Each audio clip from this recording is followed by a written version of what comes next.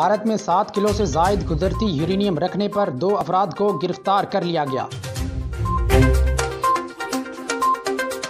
भारतीय media reports के मुताबिक वाकया भारतीय रियासत महाराष्ट्र में पेश आया, जहां पुलिस ने भारी मिकदार में यूरेनियम की मौजूदगी की इतला पर कार्रवाई करते हुए 2 अफराद को गिरफ्तार करते हुए 7 किलो यूरेनियम अपने कब्जे में ले ली है।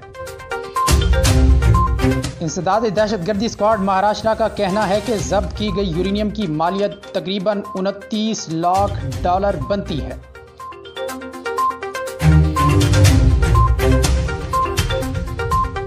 महाराष्ट्र पुलिस ने वाकये की तफसीलात बताते हुए कहा कि पुलिस को इतला मिली थी कि एक मुलजिम कुदरती यूरेनियम के टुकड़े फरोख्त करने की कोशिश कर रहा है।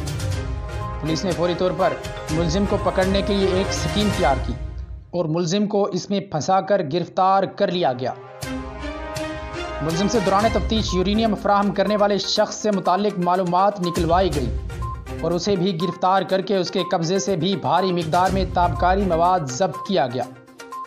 मवाद के सैंपल्स को टेस्ट के लिए भेजा गया, जिसकी रिपोर्ट के मुताबिक ये मवाद इंतहाई ताबकार और ख़तरनाक है। पुलिस ने दोनों मुलजमान के खिलाफ मुंबई में मुकदमा दर्ज कर लिया है।